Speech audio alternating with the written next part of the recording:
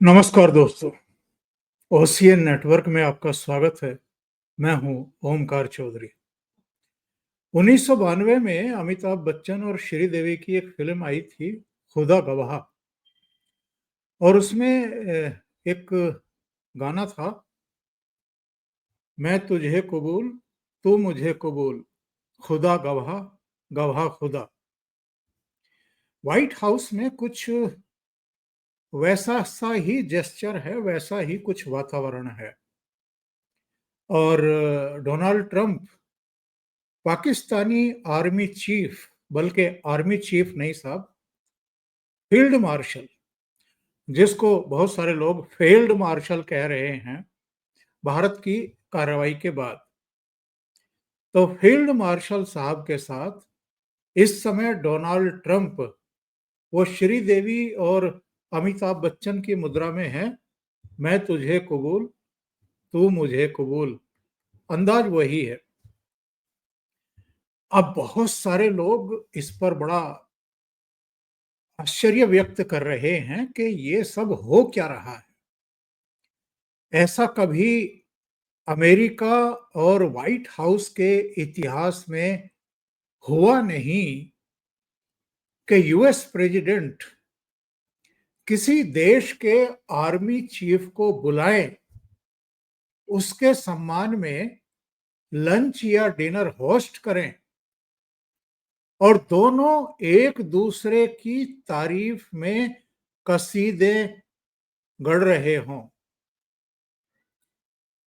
शुरुआत तो मुनीर ने की है, आसिम मुनीर ने। और आसिम मुनीर ने ये कहलवाया कि जनरल साहब बहुत पसंद करते हैं डोनाल्ड ट्रंप को, बल्कि उनके बहुत बड़े प्रशंसक हैं।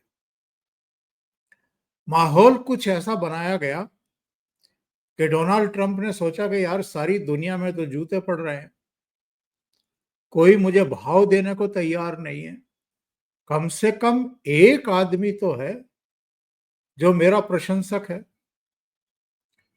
और मैं ये इसलिए कह रहा हूं कि सारी दुनिया में कोई डोनाल्ड ट्रंप को पूछ नहीं रहा है, क्योंकि उन्होंने बड़बोलेपन की वजह से, शेखी खोरी की वजह से, जो अपनी एक साख है व्हाइट हाउस की, यूएस प्रेसिडेंट की जो साख है, उसको खुद ही मिट्टी में मिला दिया। 20 जनवरी से पहले क्या क्या कहा इन्होंने। मेरे शपथ ग्रहण से पहले पहले हमास इजराइल के सारे बंधकों को मुक्त कर दे, नहीं तो धुआं धुआं हो जाएगा। इन्होंने दावा किया था कि 3 दिन के भीतर, मेरे शपथ ग्रहण के 3 दिन के भीतर रूस और यूक्रेन का युद्ध विराम हो जाएगा। और जब ये सब नहीं हुआ और बड़ी छिछालेदार हुई, तो उसके बाद फिर इन्होंने जो 4 दिन का युद्ध भारत और पाकिस्तान के बीच में हुआ, वो जैसे समाप्त हुआ, जिन स्थितियों परिस्थितियों में पाकिस्तान के डीजीएमओ का हमारे डीजीएमओ के पास फोन आया और हमने कहा कि ठीक है, हमें ये स्वीकार है, उसमें श्रेय लेना। और एक आध बार नहीं, आप एक आध बार भी अपने मुंह से कहें तो हल्कापन लगता है। आप 13, 14, 15 बार उस चीज को रिपीट किए जा रहे हैं, रिपीट पर रिपीट किए जा रहे हैं, तो इससे आपका हल्कापन, इससे आपका बौनापन, ओछापन, और एक्चुअल में आपका मकसद क्या है इस पूरे दुष्प्रचार के पीछे या क्रेडिट खोरी के पीछे, इसका पता चलता है। और आसिम मुनीर को शायद लंच पर इसलिए बुलाया कि जो बात कोई और नहीं कह रहा है, कम से कम आसिम मुनीर के मुंह से ही सुन लो कि जी, ये शांति के मसीहा हैं, इन्होंने भारत और पाकिस्तान के बीच में परमाणु युद्ध होने से रोक दिया, तो इनको तो शांति का नोबेल पुरस्कार मिलना चाहिए। अब इतनी बड़ी बात कोई कहे तो भाई लंच तो बनता है, तो लंच पर बुला लिया। और पाकिस्तानी मीडिया को आप अगर देखें इस समय, तो जो मैं तुझे कबूल और तू मुझे कबूल वाले गाने पर डांस डूंस चल रहा है व्हाइट हाउस में, उससे कहीं ज्यादा भांगड़ा तो इस समय पाकिस्तानी मीडिया डाले हुए है। और कुछ लतखोर किस्म के लोग और बड़बोले और जिनको धेल्य की समझ नहीं है, उन्होंने तो आसिम मुनीर को डोनाल्ड ट्रंप का मित्र बताना शुरू कर दिया है। मतलब हद हो गई है। जो ट्रंप कर रहे हैं, इसके बारे में वैसे भारत भी समझ चुका है कि वो क्या कर रहे हैं। चीन और रूस भी समझ गए हैं। तो ये आसिम मुनीर नहीं समझ पाए क्या, या पाकिस्तान नहीं समझ पाया क्या? और ये क्या हो रहा है, क्यों हो रहा है, इसको समझने के लिए थोड़ा सा जरा ये जानना पड़ेगा कि इस समय स्थितियां परिस्थितियां क्या हैं। डोनाल्ड ट्रंप ने आसिम मुनीर को अनड्यू रेस्पेक्ट क्यों दे दी, उनको लंच पर क्यों बुलाया, जो कभी नहीं हुआ वैसा क्यों किया? किसी आर्मी चीफ को बुला करके लंच देना, डिनर देना और उसको बहुत प्रभावशाली बताना, बड़ा शक्तिशाली बताना, बड़ा समझदार बताना, भाई एक तरीके से तो आप आसिम मुनीर को लेजिटिमेट करके उनका कद बढ़ा रहे हैं, या दूसरे शब्दों में कहें तो गुब्बारे में हवा भर रहे हैं। और इसका पाकिस्तान की जो घरेलू राजनीति है उस पर जो असर आने वाले कुछ महीनों में, कुछ दिनों में देखने को मिलेगा, वो बड़ा चौंकाने वाला होने वाला है। जनरल मुशर्रफ को भी बुलाया गया था व्हाइट हाउस, इससे पहले भी एक जनरल को बुलाया गया था, लेकिन वो स्थितियां परिस्थितियां दूसरी थी। तब तक जनरल मुशर्रफ राष्ट्रपति बन गए थे और दूसरे जनरल भी तख्ता पलट करके सत्ता पर काबिज हो चुके थे। डोनाल्ड ट्रंप के मुंह से एक बात निकली है जब वो मीडिया से बात कर रहे थे। उन्होंने कहा कि पाकिस्तान में चूंकि लोकतंत्र नहीं है, इसलिए चूंकि सत्ता का केंद्र इस समय आसिम मुनीर हैं, इसलिए उनको आमंत्रित किया गया है। इससे बड़ी बेइज्जती शहबाज शरीफ की, उनके बड़े भाई नवाज शरीफ की हो नहीं सकती। मतलब वो केवल कहने के लिए कठपुतली की तरह बस प्रधानमंत्री हैं जी ये, इनसे मिल लो, केवल इस नाम के रह गए हैं। और एक टेलीविजन चैनल पर इंटरव्यू दे रहे थे वहां के डिफेंस मिनिस्टर ख्वाजा आसिफ, ख्वाजा आसिफ ही नाम है। उनसे पूछा गया कि आसिम मुनीर साहब तो वाशिंगटन में हैं, तो पता है उनका जवाब क्या था? उन्होंने कहा कि साहब मुझे जानकारी नहीं है कि वो उनका वहां जाने का एक्चुअल में मिशन क्या है, मकसद क्या है। देश के डिफेंस मिनिस्टर को पता नहीं है कि उनका सेना प्रमुख वॉशिंगटन में क्यों गया। तो फिर तो डोनाल्ड ट्रंप सही ही कह रहे हैं कि पाकिस्तान में लोकतंत्र नहीं है। ये बस कहने के लिए नाम के प्राइम मिनिस्टर हैं शहबाज शरीफ और नाम के डिफेंस मिनिस्टर है ख्वाजा आसिफ। नाम के हैं, बस सजाने की वस्तु हैं। इनको सजा करके धजा करके बैठा दीजिए कि आप प्रधानमंत्री, आप रक्षा मंत्री। असली सत्ता किसके हाथ में है? आसिम मुनीर के। अब आते हैं इस तथ्य पर कि आसिम मुनीर को उनकी हैसियत से ज्यादा तरजीह क्यों दी जा रही है, और बिना इस बात की चिंता किए हुए कि भारत में जम्मू कश्मीर में पहलगाम में 22 अप्रैल को जो जेनोसाइड हुआ हिंदुओं का, वो 16 अप्रैल के आसिम मुनीर के उस भड़काऊ और बेहद सांप्रदायिक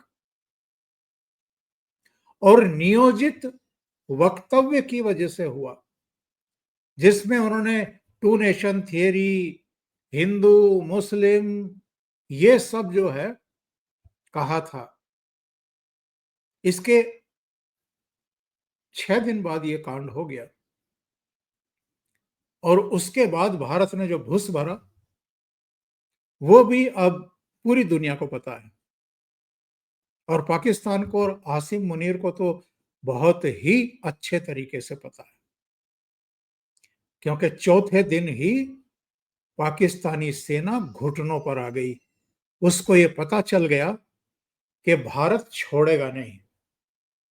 अभी तो केवल 2 दिन कार्रवाई हुई है, 6 और 7 मई की रात को, जिसमें 9 आतंकी ठिकाने, जैश लश्कर और हिजबुल के हेडक्वार्टर, और 9 और 10 मई की रात को, जिसमें 10-11 एयरबेस उनके उड़ा दिए, तबाह कर दिए, जिनमें से 3 तो ऑपरेशनल ही नहीं रह गए।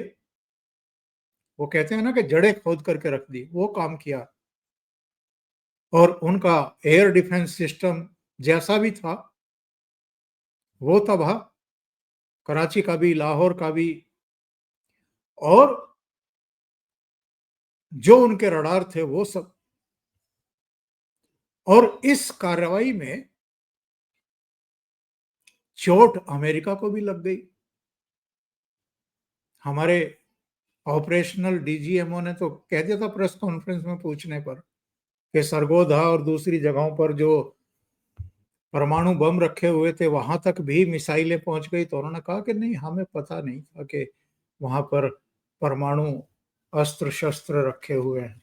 ये एक तरीका होता है फौज का, प्रशिक्षित जो बड़े ऑफिसर होते हैं, अनुभवी, 30-30, 40-40 साल का जिनका अपना। तो कहने का मतलब ये है कि आसिम मुनीर को डोनाल्ड ट्रंप ने अपने मकसद साधने के लिए व्हाइट हाउस बुला करके हद से ज्यादा तरजीह दी, सम्मान दिया, लंच दिया, और उनकी तारीफ में कसीदे गढ़े। आसिम मुनीर ने भी गढ़े। भाई, किसी देश के आर्मी चीफ, भले ही वो फील्ड मार्शल ही क्यों ना हो, उसको अमेरिका जैसी सुपर पावर के राष्ट्रपति व्हाइट हाउस में बुला करके लंच दें, साथ बैठे उनके। इसका मतलब समझ में नहीं आ रहा है कि आसिम मुनीर के या बाकी लोगों के, सबकी समझ में आ रहा है। चीन के राष्ट्रपति शी जिनपिंग और रूस के राष्ट्रपति व्लादिमीर पुतिन के बीच में आज टेलीफोन पर लंबी चर्चा हुई है, और इसके बाद एक वक्तव्य जारी किया गया, सचेत किया गया बल्कि अमेरिका को, और ये कहा गया कि जो कुछ ये मिडिल ईस्ट में हो रहा है, पश्चिमी एशिया में हो रहा है, अमेरिका इससे दूर रहे। उनको पता है कि आसिम मुनीर को क्यों बुलाया है। और सबसे बड़ी बात यह है कि आसिम मुनीर के मुंह से डोनाल्ड ट्रंप ने कहलवाया कि साहब, भारत और पाकिस्तान के बीच में सीज फायर करवा करके बड़ा नेक काम किया है डोनाल्ड ट्रंप साहब ने। उनको तो शांति का नोबेल पुरस्कार दिया जाना चाहिए।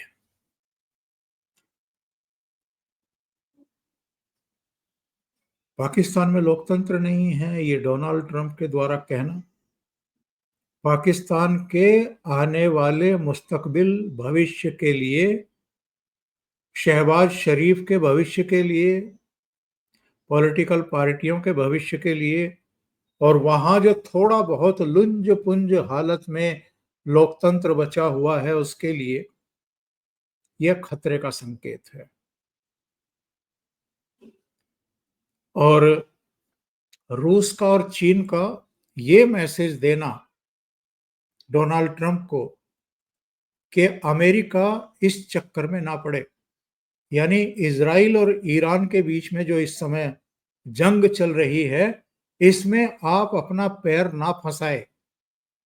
पर क्या रूस और चीन की बात मानेंगे डोनाल्ड ट्रंप? जो रक्षा सुरक्षा विशेषज्ञ हैं और जो जियोपॉलिटिकल मामलों के जानकार हैं, उनका कहना यह है कि ट्रंप सही समय का इंतजार कर रहे हैं बस। बाकी जो इन्होंने शपथ ग्रहण के समय कहा था कि हम किन्हीं दूसरों की लड़ाई में जाकर के नहीं घुसेंगे, किसी दूसरे की लड़ाई नहीं लड़ेंगे, तो ऐसी तो कई घोषणा कर चुके जिनकी हवा अब तक निकल चुकी है। इस मामले में भी जो सही समय की बात मैं कर रहा हूं, वो सही समय क्या है जब अमेरिका इस पूरे मामले में एंटर करेगा और इसका भी क्रेडिट लेने की कोशिश करेगा कि देखो हमने ये कर दिया, क्योंकि इनको अब क्रेडिट चाहिए। देश के भीतर भी तमाम तरह के तीखे सवालों का सामना उनको करना पड़ रहा है। जो जो कह करके सत्ता में आए थे वो पूरा हो नहीं पाया है, बल्कि अपने संगी साथियों से ही भिड़ लिए। एलन मस्क तो पता नहीं क्या क्या कह करके फूट लिए, निकल लिए। अब बाहर के लोग भी मजाक उड़ाने लगे हैं। आपने देखा होगा G7 समिट में इटली की प्राइम मिनिस्टर मेलोनी और फ्रांस के राष्ट्रपति मैक्रो दोनों डोनाल्ड ट्रंप बैठे हैं, बोल रहे हैं, और वो दोनों कनबतिया करके और मजे ले रहे हैं। तो ये तो स्थिति हो गई है डोनाल्ड ट्रंप की। प्रधानमंत्री नरेंद्र मोदी जब पहुंचे तो उन्होंने भी चुस्की ली। मैक्रो से जब वो हाथ मिला करके मिल रहे थे तो प्रधानमंत्री मोदी ने भी कहा कि ट्विटर पर बहुत कुछ चल रहा है आजकल, क्योंकि डोनाल्ड ट्रंप ने मैक्रो पर भी तंज कसा, एक अपमानजनक उनके बारे में ट्वीट किया कि वो तो हल्केपन के ट्वीट करते हैं, उनको सीरियसली लेना ठीक नहीं है, कुछ इस तरह की बातें उन्होंने कर दी। और जो वातावरण देश के भीतर है और बाहर है उसमें इस समय डोनाल्ड ट्रंप को लग रहा है कि कुछ कुछ तो ऐसा करूं जिसकी वजह से मेरी जो साख है वो बहाल हो और मुझे श्रेय मिले। और सबसे बड़ी बात यह है कि इनके पूर्ववर्ती अधिकांश राष्ट्रपतियों को शांति का नोबेल मिला है, नोबेल पुरस्कार मिला है। तो डोनाल्ड ट्रंप को लगता है कि कहीं तो मुझे क्रेडिट मिले। अब हमारे यहाँ कांग्रेस तो लगातार उनको क्रेडिट दे रही है। वो बार बार प्रेस कॉन्फ्रेंस कर रहे हैं कि साहब ट्रंप साहब ने 14वीं बार कहा है, 15वीं बार कहा है कि सीज फायर उन्होंने करवाया, भारत पाकिस्तान के बीच युद्ध उन्होंने रुकवाया। तो भैया जो नोबेल पुरस्कार देती है उस कमेटी को कम से कम कांग्रेस की तरफ से एक लेटर पहुंच जाना चाहिए कि साहब ट्रंप साहब को आप ये पुरस्कार जरूर दीजिए, क्योंकि उन्होंने ही ये सब कराया। ये अलग बात है कि मोदी जी ने उनके मुंह पर कह दिया टेलीफोन पर। हमारे विदेश मंत्री कई बार कह चुके, हमारे विदेश सचिव कह चुके, हमारे विदेश विभाग के प्रवक्ता रणधीर जायसवाल कह चुके कि नहीं, डोनाल्ड ट्रंप की कोई भूमिका ही नहीं है। लेकिन ट्रंप साहब हैं कि मानने को तैयार ही नहीं है। तो ट्रंप साहब खेल क्या कर रहे हैं, अंत में ये समझने की कोशिश करते हैं।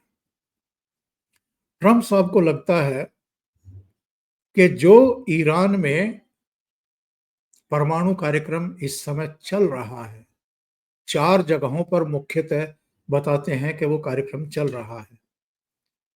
अब तो क्या चल रहा होगा, क्योंकि जब हम बात कर रहे हैं उस समय भी ये खबरें आ रही थी कि अराक में जो हैवी वाटर रिएक्टर है ईरान का, उस पर भी बमबारी कर दी है इजराइल ने। इससे पहले नतांज पर भी, तेहरान पर भी, दूसरी जगहों पर भी वो बमबारी कर चुका है। और जो फोर्दो चौथी जगह है, उसमें बताते हैं कि सैकड़ों फीट नीचे इनके मशीनें लगी हुई है, जहां पर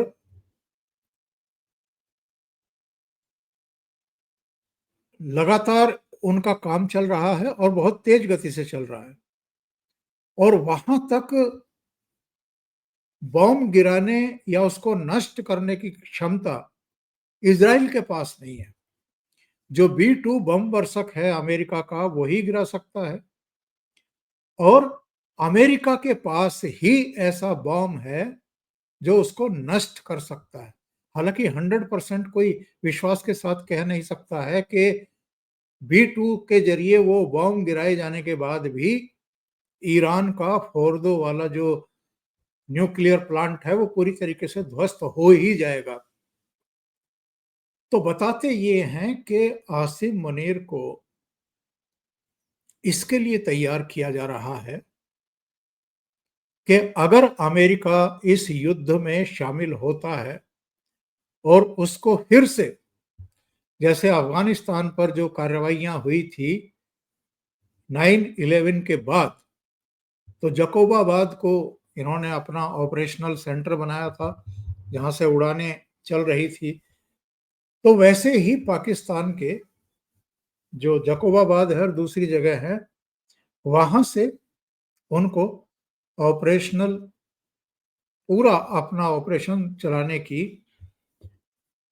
जगह मिले, उसमें कोई अड़ंगा ना लगाए आसिम मुनीर या पाकिस्तानी सेना या वहां की हुकूमत, जो भी नाम चारे की है। नंबर 2, एक और चौंकाने वाली खबर आ रही है।